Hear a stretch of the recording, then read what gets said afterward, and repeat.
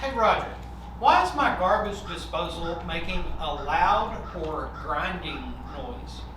Well, you may have something down in there that shouldn't be down in there.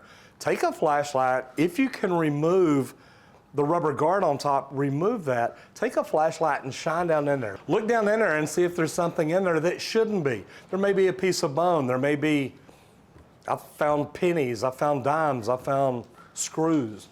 Look down in there, see if there's something that's not supposed to be there, and just turn it on sometimes with no water running. You should hear the motor, you should hear it spinning, but you shouldn't hear anything else.